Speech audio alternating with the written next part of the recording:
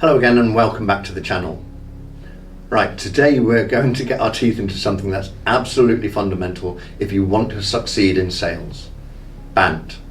Now BANT isn't some newfangled acronym cooked up by marketing types. It's been around for decades and with good reason. Because when used properly, it helps you qualify leads efficiently, uncover real opportunities and close deals faster. So what is BANT? BANT is an acronym used to qualify prospects. It stands for budget, authority, need and timeline. So let's take our time with this one. I'm going to walk you through each letter of BANT and explain not just what it means, but how to handle it in a real conversation, especially during those crucial early sales calls. First, budget. This is where we find out whether the prospect actually has the money to afford what we're offering. Because here's the trick. You don't want to jump in and ask, so what's your budget? That's a bit abrupt. It can put people off and they go on the defensive. Instead, we want to ease into it. Start by discussing the business impact of their problem. For example, just so I understand, how is this challenge affecting your operations or costs at the moment? Once you've established some value or urgency, you can guide it towards budget. Have you set aside a budget to tackle this issue, or is that still being defined? If they have a budget, great. You've got a clearer picture. If not, it opens the door to help you shape the budget conversation by demonstrating return on investment. You can also use framing techniques. We usually see clients investing anywhere between X and Y for a solution that solves this at scale. Does that sound in line with your expectations?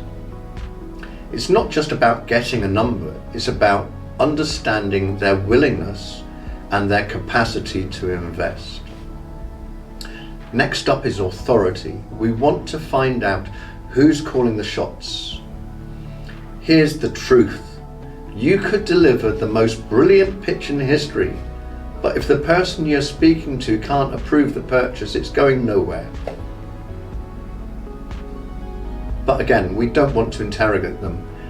A good way in is, aside from yourself, who else is typically involved in making decisions like this?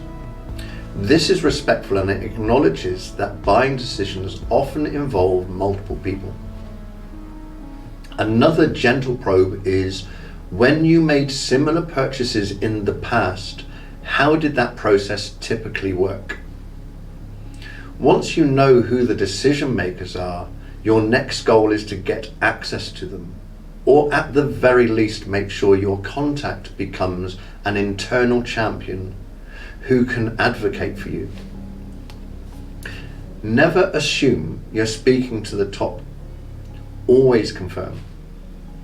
N is for need. Now we're into the heart of it. If there's no need, there's no deal. It's as simple as that. But finding the real need takes a bit of skill. Start by identifying the surface level problem. What's prompted you to look into this now? Then dig deeper. How is this issue affecting your team? What's the cost of doing nothing? If this problem isn't solved in the next 3 to 6 months, what happens? You're not just gathering facts, you're uncovering pain, urgency and motivation. The goal is to help them articulate the business case for change. Don't stop at symptoms. Keep asking why until you hit the root of the problem. That is your leverage point. Once you've nailed the need, link it directly to the solution. Based on what you've said, I believe we can help by and hear you explain value in your proposal. Does that align with what you're looking for? If you can get them nodding at this point, you're onto something real. Finally, timeline. This tells you whether the deal is near-term or long-term and lets you prioritize your pipeline accordingly. The classic rookie mistake is to forget to ask this altogether and then sit there wondering why the deal hasn't closed 3 months later. Don't be that person. Ask directly, when are you hoping to have a solution in place? Is there a specific deadline you're working towards? Are there any external factors driving your timeline, like a contract renewal or budget cycle? Their answer gives you the pace of the deal. If the timeline is vague, something like sometime next year, you've probably got a lukewarm prospect. But if there's a concrete date or urgency, you've got a live opportunity. Here's a bonus tip. Use timeline to create a mutual action plan. If you're hoping to implement by August, we'd need to have the contract sorted by July. Shall we work backwards from there and sketch out the key steps? This moves the deal from idea to action. And bringing it all together, BANT isn't just a checkbox exercise. It's a framework for building trust and guiding the conversation intelligently. So let's recap. Budget tells you if they can buy. Authority tells you if they're the one who will buy. Need tells you why they'll buy, and timeline tells you when they'll buy it. Used properly, it makes your sales calls sharper, your pipeline cleaner, and your close rate higher.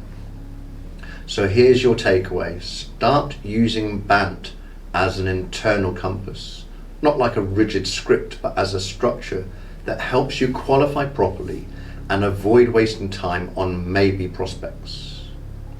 All right, it's over to you. Let me know in the comments, do you use BANT today? Or have you adapted it with other frameworks like MEDDIC or SPIN? I'd love to hear what works best for you. And if this helps, go ahead and give the video a thumbs up, subscribe for more real-world sales coaching, and hit the bell so you don't miss the next one. Until next time, keep your standards high and your pipeline healthy.